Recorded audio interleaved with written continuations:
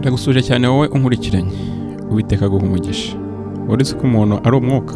Ijambo ry'Imana riratubwira ngo nuko Uwiteka arema Adamu mu gitaka. Arangije kumurema amuhumekeramo umwuka w'ubuzima. Adamu arangije ahinduka ubugingo buzima. Umuntu rero ni umwuka. Umuntu ni ikiremwa cy'umwuka gifite ubugingo. Ubugingo nabwo bukaba butuye mu mubiri. Muvandimwe, buriya ibibazo byose ufite, ingorane zose ufite, amakuba yose ufite bihera mu bugingo bwawe. Ubukene, indwara, abadayimoni, ibigeragezo, icyangire, ibibazo mu rushako, ibibazo byose ufite byose bihera mu bugingo. Umuryango wawe guhora ucyocyorana, umuryango wawe guhorana ibibazo, urugo rwawe umugabo n'umugore guhora mu rwana, ibyo bibazo byose bihera mu bugingo. Nuvuga ngo ibibazo ufite birerekana ko ubugingo bwawe buhagaze. Satani rero yakurwanya ntago ahera kuri, ahera mu bugingo bwawe. Kubera yuko bihera mu bugingo bizi inyuma. Ariko abantu benshi ntago bamenya gukemura ibibazo byabo, kubera ko ntago bazaho umuzi w'ibibazo uri. Ibyo bibazo byose ubona ni byuririzi, Indwara ya nyayo iri ahantu habiri. Iri mu mwuka wawe, ku mwuka wawe uhindanye. Mwuka uhindana igihe umuntu aba mu byaha, igihe umuntu arangwa no gukiranirwa. Kubera ko buriya hantu umuntu avoma ni mu mwuka wera. Umuntu avoma mu isoko nzima ariyo Yesu Kristo. Iyo wibera mu byaha rero, iyo wibera mu gukiranirwa rero, urumva rero ko isoko uvomamo ibihindanye. Niyo mpamvu isoko nzima ni Yesu Kristo. Ijambo ry'Imana ritubwira ko Yesu Kristo ni isoko y'ubugingo. Ndakwifuriza kunywa ku isoko nzima ariyo Yesu Kristo. Data, nakwinginze ngo uduhe amazi y'ubugingo abonerwa muri Yesu Kristo. Icyambere rero ni ukwandura k'umwuka. Mwuka urandura. Mwuka wanduzwa no gukiranirwa. Mwuka wanduzwa no kuba mu mirimo ya kamere, ya mirimo yanditse mu Bagalati ibice 5. Umwuka ukandura ugahindana kubera ko wavomye mu gukiranirwa. Ubugingo nabwo burashenjagurwa, buravunagurwa. Niyo mpamvu umurimo nyamukuru wazanye Kristo mu isi no kugira ngo yunge ubugingo bwashenjaguwe. Bivuga ngo rero ukeneye ibintu bibiri kugira ngo utabarwe. Icyambere ni uko umwuka wawe wongera ugasubira ku isoko ariyo Yesu Kristo, wa wundi Uwiteka yaguhumekeyemo. Icya kabiri ni uko ubugingo bwawe bwongera bugasanwa. Ni ibyo bintu bibiri ukeneye kugira ngo ubuzima bwawe bugende neza. Rekera kuhora wibaza ku badayimoni, rekera kuhora wibaza ku bukene, rekera kuhora wibaza ngo ibigerageza ibi n'ibi, ngo bampanura ibi, ngo bimeze uku, ku kazi byagenze uko. Ibyo byose ni utubazo toto. Nubasha gukemura ibibazo bifite aho bihuriye n'ubugingo bwawe, nubasha gukemura ibibazo bifite aho bihuriye n'umwuka wawe, ibi bibazo byose ufite ntabwo uzamenya aho binyuze. Yes, Uwiteka aguha umugisha mu izina rya Yesu. Haleluya. Uwiteka tuzamuye amashimwe, icyubahiro ni cyawe mu izina rya Yesu. Umutima wanjye himbaza Uwiteka, mwabindimo byose mwe muhimbaza ishobora byose. Haleluya. Haleluya. Yeshua, icyubahiro ni cyawe. Icyubahiro ni cyawe mwami. Yaba umubiri wanjye, yaba ubugingo bwanjye, yaba umwuka wanjye biguhimbaza Uwiteka. Kuko niwe Mana y'ukuri, niwe Mana yonyine ikwiye guhimbazwa, niwe Mana yonyine ikwiye kuramywa. Uhabwe icyubahiro. Icyubahiro ni cyawe mwami mwiza mu izina rya Yesu. Icyubahiro ni cyawe Mana ya Isirayeli. Uzamuriye amashimwe. Uzamuriye amashimwe Uwiteka, kandi ndakwinginze ngo weze ubugingo bwanjye, weze umwuka wanjye, weze ubugingo bw'abankurikiranye muri kano kanya mu izina rya Yesu. Wowe nkurikiranye ndagusabira kugira ngo Uwiteka yeze ubugingo bwawe. Haleluya. Vuga uti amen. Vuga uti amen. Uwiteka, ijambo ryawe rirambwira ngo aho ababiri cyangwa batatu bateraniye bavuga ijambo ryawe, uramanuka ukabana nabo. Uwiteka ube hagati muri twe. Umuntu wese unkurikiranye ndamusabira umugisha mwami. Umuntu wese unkurikiranye ndamwingingira kugira ngo Uwiteka umweze. Haleluya Yesu. Ndakwinginze mwami mwiza ngo uduhanagureho gukiranirwa kose. Gukiranirwa kw'imiryango yacu ukuduhanagureho mu izina rya Yesu. Uwiteka, dore ababyeyi bacu baranzwe no gukiranirwa, bakoze ibyangwa n'amaso yawe, none ntibakiriho, twikoreye gukiranirwa kwabo. Uwiteka, nakwiza ngo tubabarire. Uwiteka, turakwinginze ngo uduture uwo mutwaro w'ibyaha by'abasekuruza bacu. Turakwinginze ngo utwezeho imyanda yose y'umubiri ndetse n'iy'umwuka. Utwejesha amaraso ya ntama y'Imana ikuraho ibyaha ari we Yesu Kristo. Haleluya. Mwami Yesu Kristo, twatuye ko igitambo cyawe ari igitambo kidukuraho ibyaha. Twatuye ko igitambo cyawe ari igitambo kidukiza urupfu mu izina rya Yesu. Haleluya. Mu izina rya Yesu ndatura ko nejejwe n'amaraso ya Yesu. Ndatura ko amaraso ya Yesu Kristo ari yankuraho ibyaha. Ndakwinginze Uwiteka ngo mbabarire ibyaha byanjye byose. Uwiteka umubare gukiranirwa kwanjye kose. Uwiteka umubare ibicumuro byanjye byose. Uwiteka dore ibicumuro byanjye byose biri imbere yanjye. Ndakwinginze ngo umbabarire. Ndakwinginze ngo umbabarire Uwiteka. Ndakwinginze ngo unyeze ndushe Ezobu. Ndakwinginze ngo unyeze ndushe urubura kwera kuko uri Imana y'ukuri. Ndakwinginze ngo weze ubwoko bwawe. Ndakwinginze ngo weze abanyarwanda dukore gukiranirwa. Uwiteka twasobanukiwe neza ko Satani nta handi yinjirira mu byaha. Satani nta handi yinjirira mu gukiranirwa kw'imiryango yacu. Turakwinginze ngo tweze mwami mwiza. Turakwinginze ngo utwakire nk'ibitambo bizima kandi ushima. Turakwinginze ngo Satani uburenganzira bwemewe n'amategeko adufiteho abwamburwe.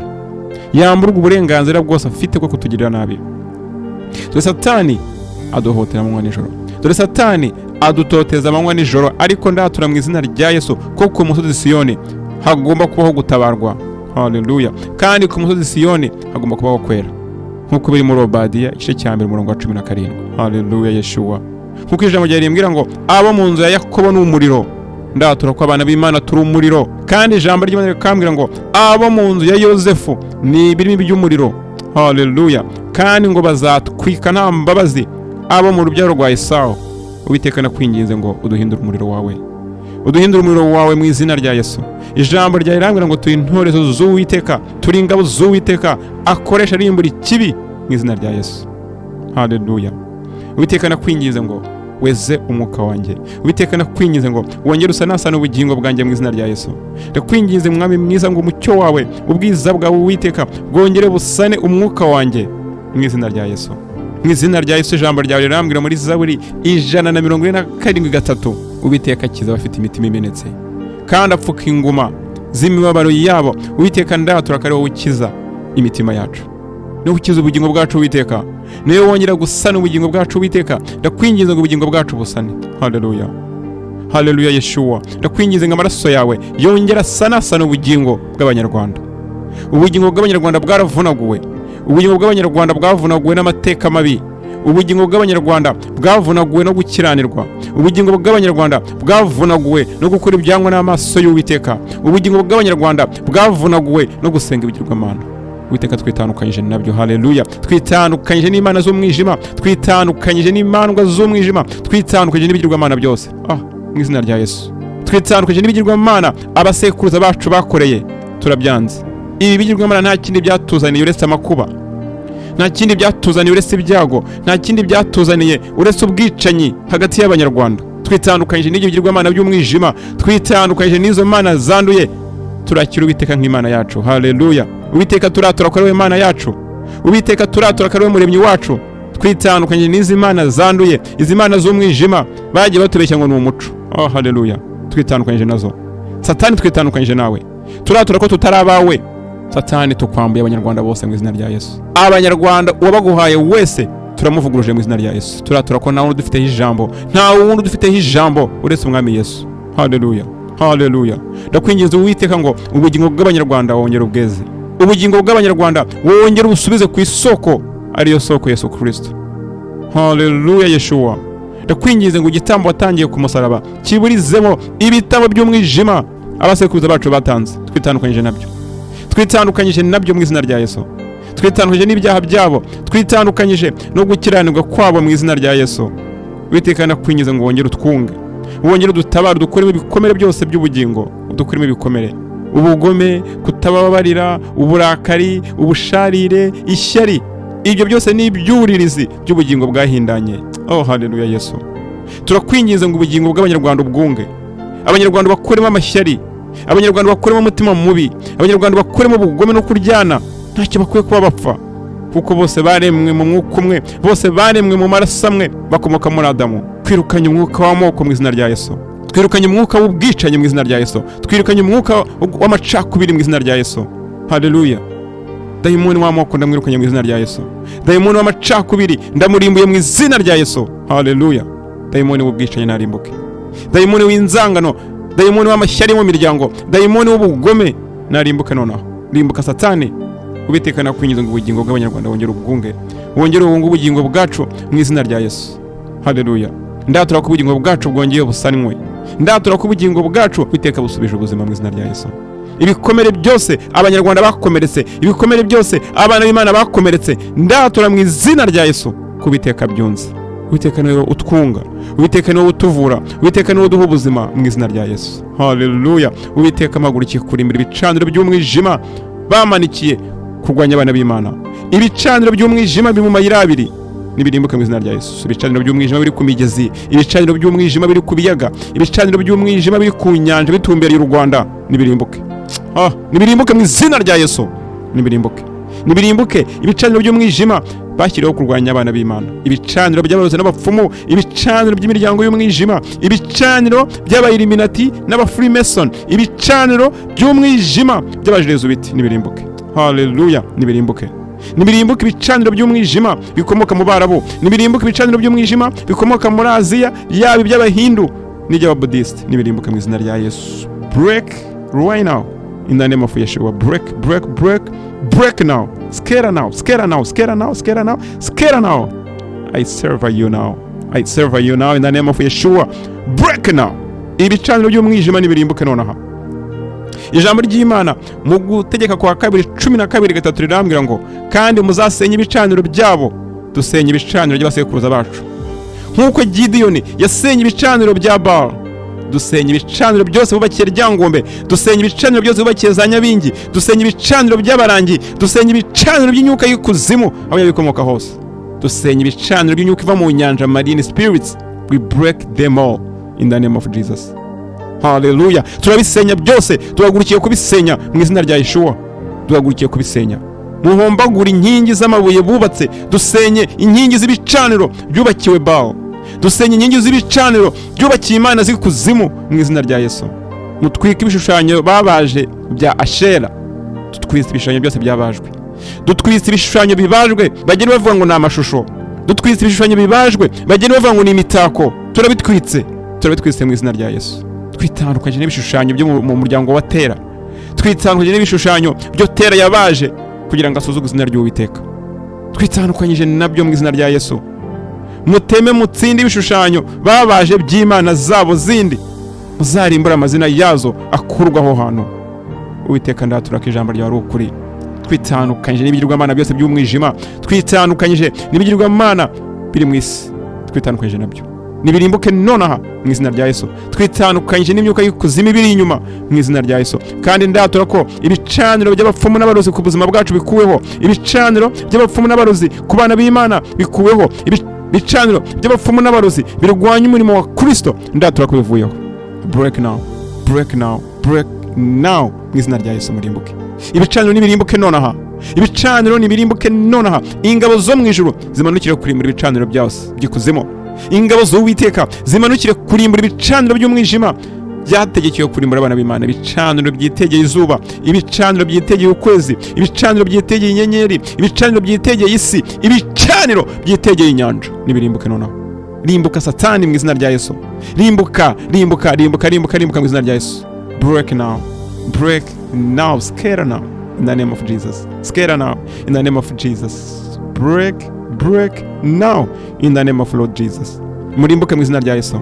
Kandi ibitambo byose mwatanze mwangiza ubuzima bwacu byose nibitagaciro. Igitambo cya Kristo kibavuguruze nonaha mu izina rya Yesu. Nkuko Uwiteka yirengagije ibitambo bya Balamu, yirengagiza ibitambo by'abapfumu n'abarozi, yirengagiza ibitambo by'inkozi z'ibibi zirwanya abana b'Imana, nibirimbuke nonaha mu izina rya Yesu. Haleluya.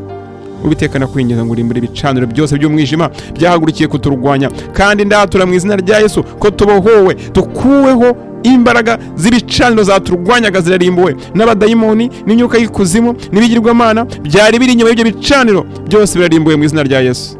Break now. Break in the name of Jesus. Break in the name of Yeshua. Break even right now. Hallelujah. Break now in the name of Jesus. Uwiteka ndizera mu ijambo ryawe riri muri Zaburi 23:3. Asubiza intege mu bugingo bwanjye, anyobora inzira yo gukiranuka ku bw'izina rye. Uwiteka ndakwinginze ngo usubize intege mu bugingo bwacu. Uwiteka ndakwinginze ngo wongere usane ubugingo bw'abana bawe. Uwiteka ndakwinginze ngo ubugingo Satani yangije wongere ubusane.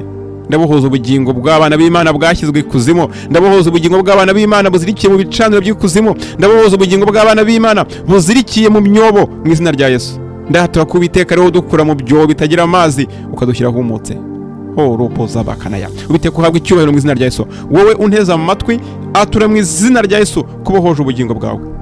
Atura mu izina rya Yesu kubohoje ubugingo bwawe. Ntago kubohwa, ntago gufungwa, ntago kuzirikwa ari umugabane wawe. Uwiteka yarakubohoye mu izina rya Yesu. Uwiteka ndakwingiza ngo usubize intege mu bugingo bwacu mu izina rya Yesu. Uwiteka twamenye ko ikijya kwisha gihera mu bugingo. Umwuka w'urupfu wangiza ubugingo bwacu turawirukanye mu izina rya Yesu. Turatura umwuka w'ubugingo ku buzima bwacu. Turatura umwuka wo kubaho ku bugingo bwacu. Turatura umwuka wo kuzuka ku bugingo bwacu mu izina rya Yesu. Uwiteka turakwingiza ngo utuyobore inzira yo gukiranuka mu izina rya Yesu. Ndatura ku bugingo bwanjye, ubugingo bw'umuryango wanjye, ubugingo bw'igisekuru cyanjye n'ubugingo bw'igihugu cyanjye burongeye burabohowe mu izina rya Yesu. Muvandimwe, atura ku bugingo bwawe bubohowe mu izina rya Yesu. Atura ku bugingo bwawe bwongeye gusanwa. Atura ku bugingo bwawe bwongeye gusubizwamo ubuzima mu izina rya Yesu. Nk'uko Uwiteka yakuremye, nuko Uwiteka ari mu muntu, amurema mu gitaka, amuhumekeramo umwuka we, maze uwo muntu ahinduka ubugingo buzima. Ndatura ko ndi ubugingo buzima. Ndatura ko ndi ubugingo buzima, kandi yaba umwuka wanjye, yaba ubugingo bwanjye, yaba n'umubiri wanjye, byose bigomba kugubwa neza. They must prosper. They must prosper in the name of Jesus. Hallelujah. Ndatura kugubwa neza ku bugingo bwanjye. Ndatura guhirwa ku bugingo bwanjye mu izina rya Yesu. Hallelujah. Hallelujah. Hallelujah. Kandi imyuka y'ikuzimu igenda icungacunga ubugingo bw'abana b'Imana ni kuri mishwaro. Rimbuka Satani, rimbuka mu izina ry'Umwami Yesu Kristo Yeshua. Ndatura ijambo ry'Imana riri muri Zaburi 91 umurongo wa mbere. Uba mu rwisho rw'isumba byose azahama mu gicucu cy'ishobora byose. Ndatura ko Uwiteka abana b'Imana turindiwe mu bwiza bwawe. Abana b'Imana turindiwe mu rwisho rwawe. Abana b'Imana tuzahama mu gicucu cy'ishobora byose. Ntago imyuka y'ikuzimu izagera idukura. Ntago indwara zizagera zidukura. Ntaho ibigeragezo bizagera bidukura. Ntaho ibyorezo bizadukura. Ntaho intambara zizadukura. Ntaho mugiga zizadukura. Ntaho imyambi y'ikuzimu izadukura. Ntaho intambara zizadukura. Abana b'Imana duhishwe mu bwiza bw'Uwiteka mu izina rya Yesu. Hallelujah. Hallelujah. Twamenye neza ko Satani yazamuye imyuka y'intambara hirya no hino ku isi. Twamenye neza ko Satani yazamuye imiyaga yo kurimbura abana b'Imana. Iyo miyaga turayirukanye. Uwiteka niwe udutabara mu izina rya Yesu. Turakwingiza ngo umuyaga wawe w'ishuheri, umuyaga wawe wa serwakira urimbura imiyaga yose y'intambara, urimbura imiyaga y'ibyorezo, urimbura imiyaga yose y'umwijima yahagurukiye kurimbura abana b'Imana. Break now, scatter now. Iyo miyaga ni tatane, imiyaga ni torome, ni igikuzimu mu izina rya Yesu. Kandi ndatura ko duhishwe muri Kristo Yesu. Nta kibi kizatugeraho, nta kibi kizatugeraho. Wowe unkurikiranye atura mu izina rya Yesu. Ijambo ry'Imana rirambwira ngo nzavuga ijambo rizaba, kandi umucyo uzarasira inzira zanjye. Yaba urupfu, yaba ubugingo biri mu mbaraga z'ururimi rwawe. Atura ku rupfu atari umugabane wawe. Atura ku intambara atari umugabane wawe mu izina rya Yesu. Hallelujah. Hallelujah. Yeshua. Ndatura ubugingo ku buzima bwanjye. Ndatura ubugingo ku muryango wanjye. Ndatura ubugingo buzira umuze mu izina rya Yesu ku buzima bwanjye, ku buzima bw'abankurikiranye, ku buzima bw'igihugu cyanjye mu izina rya Yesu. Hallelujah. Hallelujah. Kandi ibitekerezo by'ikuzimu byahagurukiye kuturwanya nibitatane nonaha. Nibitatane mu izina rya Yesu. Hallelujah. Nibitatane mu izina rya Yesu. Ndizerera mu ijambo ry'Imana riri mu rwaka rw'Abikorino 10 umurongo wa 5. Ndera ku murongo wa 3. Nubwo tugenda dufite umubiri w'umuntu ntiturwana mu buryo bw'abantu. Hallelujah. Ndatura ku Uwiteka waduhaye intwaro zidasanzwe, intwaro z'umwuka, intwaro abisi batabasha gucura, intwaro Illuminati itabasha gucura, intwaro abanyamerika n'abarusiya batabasha gucura, intwaro marine spirits batabasha gucura, intwaro imyuka yo mu kirere itabasha gucura, intwaro ikuzimu batacura. Dufite intwaro z'umwuka twahawe n'Umwami Yesu Kristo. Hallelujah. Ni intwaro z'ijambo ry'Imana. Ijambo ry'Imana rirambwira ngo ijambo ry'Imana ni inkota icyaya mu gihombi ngo ibasha gutandukanya umwuka n'ubugingo. Hallelujah. Hallelujah. Yeshua. Kuko intwaro z'intambara yacu atari intwaro z'abantu, ahubwo dufite intwaro z'Uwiteka.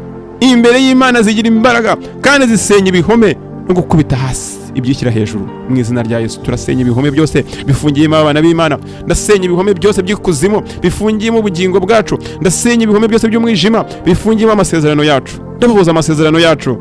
Amasezerano yo gutabarwa ndayabohoza. Amasezerano yo gushaka ndayabohoza. Amasezerano y'urubyaro ndayabohoza. Amasezerano y'imigisha ndayabohoza. Hallelujah. Ndabohoza amasezerano yawe wowe unteze amatwi. Ndabohoza amasezerano yawe, ndabohoza imigisha yawe, ndabohoza gutabarwa kwawe mu izina rya Yesu. Haleluya. Igihe cyo gutabarwa kwawe kirageze. Igihe cyo kunesha kwawe kirageze. Satani yishyize hejuru kenshi, abadayimoni bagukubise kenshi, abadayimoni bagutoteje kenshi, indwara zakujeho kenshi, ibigeragezo byakujeho kenshi. Ariko igihe kirageze ngo ukoreshe intwaro Uwiteka yaguhaye, ukubite hasi ibihome mu izina rya Yesu.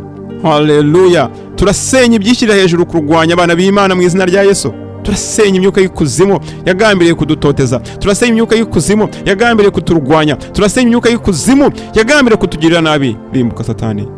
Rimbuka kandi nonaha. Rimbuka kandi nonaha mu izina rya Yeshua. Rimbuka. Rimbuka. Ibyishyiriye hejuru kurwanya kumenya Imana. Ibyishyiriye hejuru kurwanya kumenya Umwami Yesu nibirimbuke. Nimurimbuke nimutatane. Nimutatane mu izina ry'Umwami Yesu Kristo Yeshua. Kandi dufata mpiri imitima yose y'ubwibone mu izina rya Yesu. Yose tukayigomorera Kristo. Haleluya. Haleluya. Ndatura mu izina rya Yesu ko duhawe ibitekerezo bya Kristo. Haleluya. Haleluya. Ibitekerezo byanduye bive mu buzima bwacu. Turabyirukanye nonaha. Ahubwo duhawe ibitekerezo byera bitunganiye Imana biri mu murongo wa Kristo, biri mu kuri mu izina rya Yesu. Mu izina rya Yesu. Ibihome byose by'umwijima bafungiyemo abana b'Imana ndabirimbuye mu izina ry'Umwami Yesu. Ndizera mu ijambo ry'Imana riri muri Zaburi 124 umurongo wa 7. Ubugingo bwacu bukize nk'uko inyoni iva mu kigoyi cy'abagoyi. Ndatura ku bugingo bwacu bukize, buvuye mu bico, buvuye mu bitero, buvuye mu migozi, buvuye mu mitego y'abagizi ba nabi. Haleluya. Ikigoyi kiracitse mu izina rya Yesu. Natwe tuvamo turakira. Haleluya. Ndatura ko dutabarwa Uwiteka. Wowe unteza amatwi ndakwatura gutabarwa. Ndakwatura gutabarwa mu izina ry'Umwami Yesu. Bimwe byari bikuboshye nibirimbuke mu izina ry'Umwami Yesu. Bimwe byaguteraga indwara, bimwe byaguteraga ububabare, koraho wababaraga hose mu izina rya Yesu. Ndarimbura uwo mugozi. Haleluya.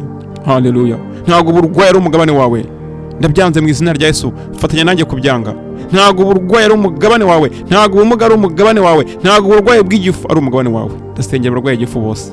Abarwayi igifu ntago ari umugabane wanyu mu izina rya Yesu. Indwara y'igifu turayisenya. Indwara y'igifu turayisenya. Dayimoni utera indwara z'igifu rimbuka mu izina rya Yesu. Break right now in the name of Jesus. Ndatura ko ubugingo bugomba gutura mu mubiri muzima.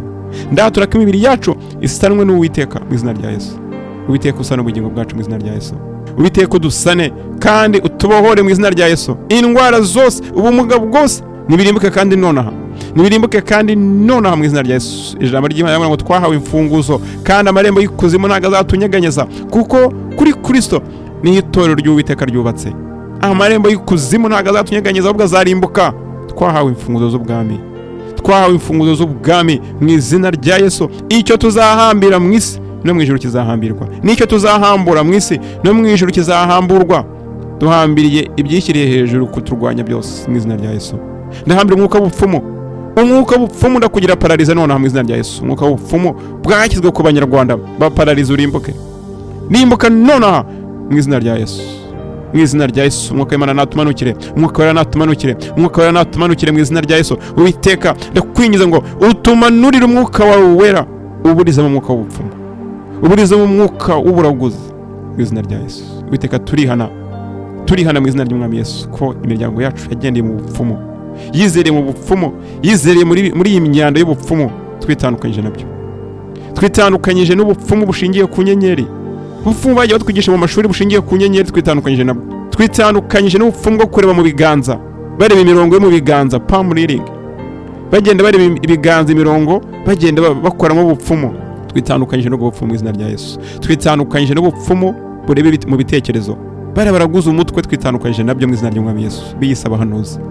N'abahanuzi b'ibinyoma bakoresha imyuka yisanisha, familiar spirits, twitandukanyije nabyo. Twitandukanyije nabyo mu izina ry'Umwami Yesu. Ikidafite aho gihuriye n'UmwukaWera cyose twitandukanyije nacyo. Twitandukanyije n'abapfumu baragurisha amazi, twitandukanyije nabo mu izina ry'Umwami Yesu. Twitandukanyije n'abamagicien abaraguza imyuka y'abapfuye, twitandukanyije nabo. Twitandukanyije nabo mu izina ry'Umwami Yesu. Twitandukanyije n'abaragurisha amakarita n'ibindi, twitandukanyije nabo mu izina ry'Umwami Yesu. Abaragurisha abadayimoni nibarimbuke mu izina ry'Umwami Yesu. Imyuka yanyu nirimbuke, imyuka yanyu nirimbuke, imyuka yanyu nitatane mu izina rya Yesu. Twitandukanyije namwe, twitandukanyije namwe uburaguzi bwose n'ubupfumu bwose mugenda mukora, twitandukanyije nabyo. Turatura ko UmwukaWera ari butuyobora mu izina ry'Umwami Yesu. Ibihome byanyu nibirimbuke kandi nona mu izina rya Yesu. Haleluya. ndatura gutabarwa ku buzima bwacu, ndatura kunesha ku buzima bwacu. Uwiteka ijambo ryawe rirambwira muri Yesaya 61 Mwuka w'Umwami Imana ari kuri njye, kuko Uwiteka yansize amavuta ngo mbwirize abagwaneza ubutumwa bwiza, yantumye kuvura abafite imvune mu mitima no kumenyesha imbohe ko zibohowe. Haleluya, haleluya. Uwiteka usane ubugingo bwacu, Uwiteka usane ubugingo bwacu mu izina rya Yesu. Utubohore, udukure mu bihome by'umwanzi, utubohore, udukure mu bihome by'abadayimoni, utubohore, udukure mu bubata. Wewe wabaswe n'inzoga ndakubohoza mu izina rya Yesu. Wewe wabaswe n'itabi ndakubohoza mu izina ry'Umwami Yesu. Wewe wabaswe n'ubusambanyi bwirukane nonaha mu izina ry'Umwami Yesu. Wewe wabaswe n'amoko n'ububata nayo ibohoze mu izina rya Yesu. Wowe n'umwuka w'ikuzimu itandukanye nawe. Wewe wabaswe n'amashyari ibohoze mu izina ry'Umwami Yesu. Wewe wabaswe n'urwango, wewe wabaswe n'ibidafite umumaro, icyakubase cyose umenye ko gikomoka kuri Satani. Wewe wabaswe no kureba amafilimi y'urukozasoni, ibohoze, break free in the name of Jesus. Ibohoze nonaha mu izina ry'Umwami Yesu Kristo. Wewe wabaswe n'ibigiye bitandukanye byo mu isi y'umwijima, ibohoze mu izina rya Yesu. Ibohoze nonaha. Wewe wabaswe n'itabi, wewe wabaswe n'ibiyobyabwenge, ibohoze mu izina rya Yesu. Ibohoze nonaha, ibohoze. Wewe wabaswe n'ubusambanyi, ibohoze mu izina rya Yesu. Ibohoze mu izina rya Yesu Kristo Yeshua. Haleluya, haleluya. Kandi ijambo ry'Imana rimbwira ko icyazanye Umwami Yesu Kristo ari ugukingurira imiryango bari mu nzu z'imbohe bagasohoka. Uwiteka abafungiraniwe mu ikuzimu bose babohore mu izina rya Yesu. Abafungiraniwe mu madini y'umwijima, amadini y'umwijima yaboshye benshi. Abafungiraniwe mu idini rya Katolika, ndababohoza mu izina ry'Umwami Yesu.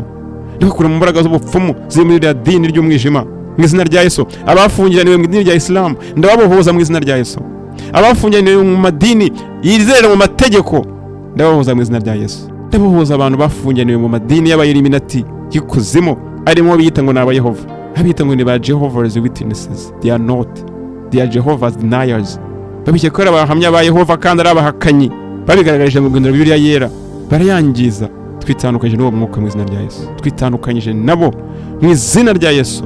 Abatemera ijambo ry'Imana, twitandukanyije n'iyo myuka mu izina rya Yesu.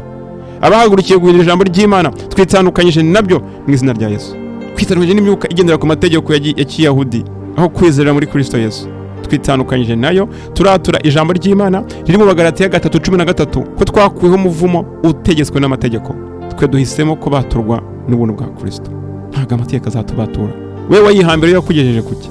Wayiziritseho imyaka yose, ariko ntibikubuza guhora usambana, ntibikubuza kugira ishyari, ntibikubuza kugira umutima mubi. Igihe kirageze ngo twizere Kristo kuko ari we udukuraho ibyaha. Haleluya, haleluya Yesu, haleluya. Icyo ni cyawe none n'iteka ryose. Kandi ijambo rya rirambwira ngo kandi yantumye no kumenyesha abantu umwaka w'imbabazi z'Uwiteka. Uwiteka ndatura ko tugira imbabazi nawe mu izina rya Yesu. N'umunsi Imana yacu izahoreramo inzigo no guhoza abarira bose. Uwiteka nakwinze ngo uhoza abarira bose. Kandi Uwiteka nakwingize ngo ugiye kwitegura kugira ngo umunsi wo kurimbura inkozi z'ibibi we kuzadutungura ngo tube muri zo. Uwiteka utugirire neza mu izina rya Yesu. Uwiteka udutabare, udukureho ibituziritse byose. Uwiteka udutabare, udukureho imyuka y'ikuzimu yahagurukiye kuturwanya mu izina rya Yesu. Ndatura ijambo ry'Imana riri mu bwabo bw'Abakorino 15:55. Ijambo rimbwira ngo warupfuwe, kunesha kwawe kuri he? Warupfuwe, urubohero rwawe ruri he? Ndatura ko urupfu rutsinzwe, rumizwe no kunesha muri Kristo Yesu. Haleluya. Ntago tuzapfa tuzarama ngo tuvuge imirimo ikomeye Uwiteka Imana yacu. Abarozi n'abapfumu bahagurukiye kudutangaho ibitambo mu minsi mikuru, nimukorwe n'isoni, ni mu mware. Uretse natwe n'abana banyu, ndatura ko mutuzabatangaho ibitambo. N'abana banyu ubwabo ndababohoje mu izina rya Yesu. N'abana mwabyaye ndababohoje mu izina rya Yesu. Nimwitangaho ibitambo mwe ubwanyu, nimwitangaho ibitambo, twe ntago tubitambo byanyu.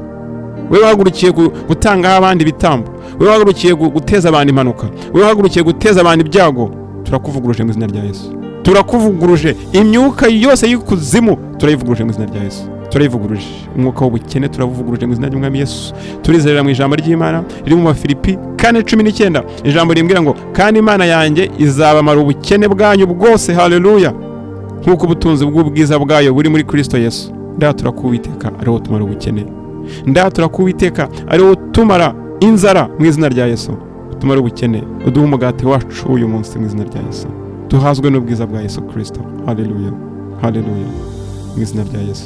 Kandi umwuka wose utsikamira abana b'Imana, ukababuza gutera imbere, ukababuza kugira aho bagera mu buzima, ndaburimbuye mu izina rya Yesu. Haleluya, Haleluya. Uwiteka imigisha yose watugeneye nitugereho mu izina rya Yesu. Ijambo ryawe rirambwira mu Guteka kwa 2 igice cya 2 umurongo wa 6. Uwiteka Imana yacu yatubwiye i Horebu iti, igihe mumaze kuri uyu musozi kirahagije. Igihe tumaze ku musozi w'ibibazo kirahagije. Igihe tumaze ku musozi w'ibigeragezo kirahagije. Gutabarwa kwacu n'uyu munsi. Haleluya. Wowe uri kunyumva, wowe nkurikiranye, atura ko igihe umaze ku musozi, umusozi wawe urawuzi wowe ubwawe. Umusozi w'ibigeragezo urawuzi. Atura ko uwo musozi Uwiteka ugukuyeho mu izina rya Yesu. Gutabarwa kurageze kwa abana b'Imana. Tugakurwa mu maboko ya Farawo mu izina rya Yesu. Tugakurwa mu maboko ya Satani, amaboko y'ibigeragezo, amaboko y'ubukene, amaboko y'indwara, amaboko y'ubukene, y'ibigeragezo, amaboko y'urushako rubi mu izina rya Yesu. Haleluya. Haleluya. Iterambere ni wo mugabane wacu. Kunesha ni wo mugabane wacu mu izina rya Yesu. Ubuzima buzira umuze ni wo mugabane wacu mu izina rya Yesu. Imyuka y'ubugambuzi, ndarimbura umwuka w'ubwambuzi mu izina rya Yesu. Umwuka wo gufata abantu bugwate, umwuka wo gufata abantu bugwate ukabagira imfungwa, ukabagira abacakara nk'uko Labani yabikoreye umukozi w'Imana Yakobo. Yamugumanye imyaka 20 yose amukoresha imirimo y'uburetwa. Uwo mwuka wa Labani, uyu mwuka wa Labani ndawurimbuye mu izina rya Yesu. Rimbuka. Wewe wafasha abana b'Imana bugwate, ndagutegese mu izina rya Yesu ngo rekura abana b'Imana nonaha. Rekura abana b'Imana. Wowe ukoresha abana b'Imana ukaba intica ntikize. Imana irakureba ihane uyu munsi. Wowe ukoresha abana imirimo y'agahato, wowe ukoresha abantu buretwa ukabaha intica ntikize, ukanatuba watuvumaguye ngo baye kugera aho bagera. Ubiteka udutabare mu izina rya Yesu. Ubiteka udutabare mu izina rya Yesu. Ndatura kunesha ku buzima bwanjye. Haleluya. Ijambo ry'Imana rirambwira muri Yesaya 60 umurongo wa 1 ngo byukura bagirane kuko umucyo wawuje. Ndatura ku mucyo wanjuje. Ndatura ku mucyo wanjuje mu izina rya Yesu. Mwene data umucyo wawuraje kandi ubwiza bw'Uwiteka bukaba bukurasiye mu izina rya Yesu. Haleluya. Haleluya. Uwiteka ndatura kuri Imana y'ukuri kandi ndatura ko wari ingumba mu nzu ye Uwiteka umuha kwibamo yishimye. Akaba nyine w'abahungu n'abakobwa. Haleluya. Uwiteka ndatura gutabaga ku buzima bwacu. Kuko batuwe nawe aba batuwe by'ukuri mu izina rya Yesu. Ubatuwe nawe aba batuwe byuzuye. Ndatura ko mbatuwe byuzuye. Ndatura ko mbatuwe by'ukuri mu izina rya Yesu. Haleluya. Haleluya Yeshua. Uwiteka ushimwe, ikibariro ni cyawe none n'iteka ryose. Ngusabye nizeye kandi nezerewe. Wowe unteze amatwi, fatanya nanjye uvuga uti amen.